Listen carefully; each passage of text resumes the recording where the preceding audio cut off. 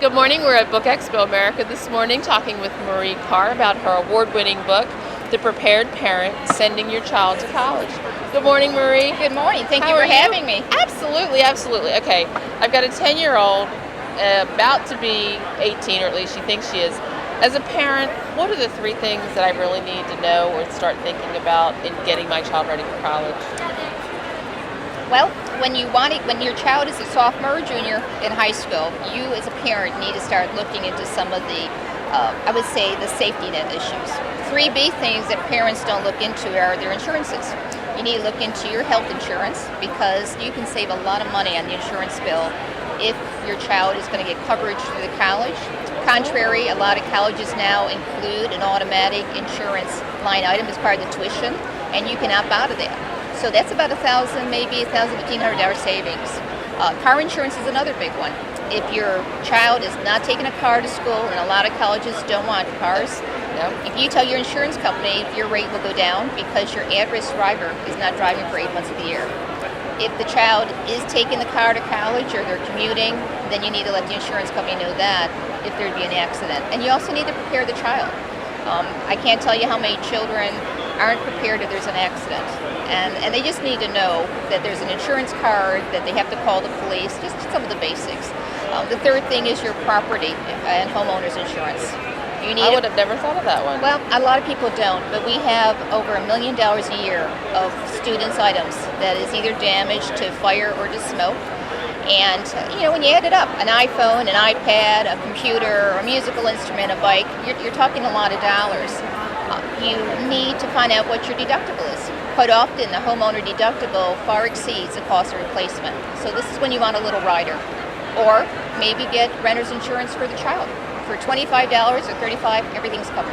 That's phenomenal. The other flip side is when you're packing, this is a good time to note serial numbers and model numbers of items. When a child calls and says, my computer's been stolen or it's broken, the insurance company's going to want a little bit more specific information. If you also want to expand on a little bit, this is a good time for parents to have a child give them a power of attorney. Not because we're thinking of taking things away from them, but because if they have a billfold stolen and they call you and say, Mom, can you help? Can you call the DMV about my driver's license? Can you cancel my debit card? You technically can't unless you have a power of attorney. But if you do have the power of attorney, you can call the DMV and say, my daughter in Atlanta, Georgia, her billfold was stolen. I want to cancel the card, and I'm going to send you the power of attorney, and they'll do it for you. So it's little things like that you don't think about. We learned the hard way. I was just getting ready. That was my next question is, how did this all come about that you learned all this and then put it together? My husband and I were very lucky. We had 3 daughters going to 3 very different schools, and we were invited to have what they call send-off parties. It's when people from the community get together and we let everybody go into the same community college get together so they have a group of friends when they go there. My husband and I found we were talking to this parent group for a very extended period of time about these. That morphed into a book. We now give lectures quite often to different colleges just to warn parents. We say this is a very exciting time in your child's life. It's a fun journey. You hate to have it ruined by a dumpster digger who found something or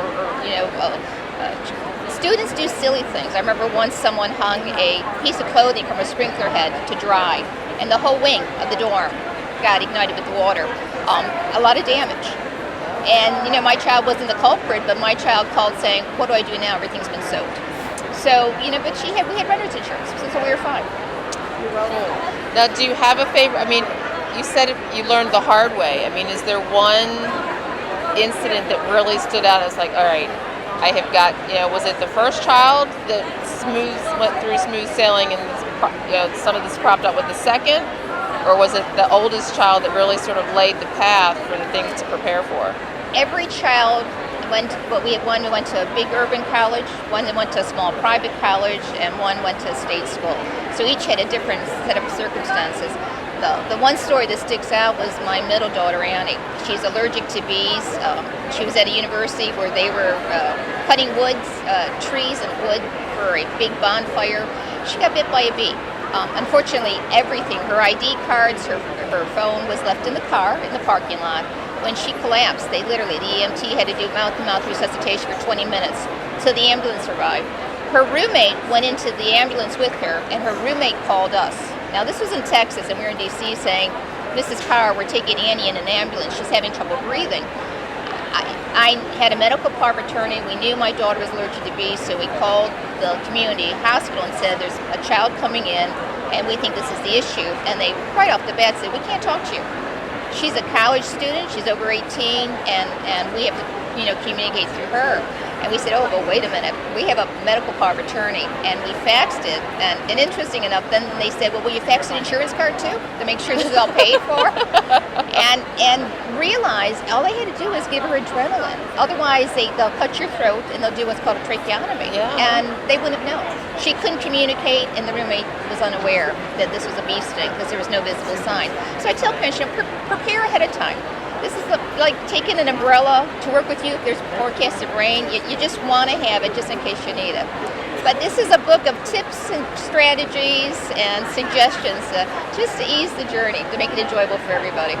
That's a great idea. Now, is there one particular tip or one particular question that comes back from parents saying, what about this? That you say, oh, wait a minute, I need that in the next book. Or do you really feel like there's really, having had 3, we've really covered all this? No. There'll be another edition, communication. Okay.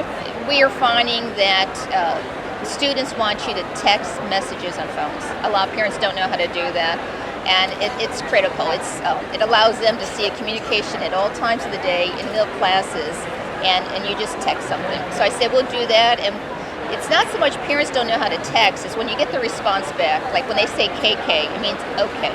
So it'll be a cheat sheet for parents.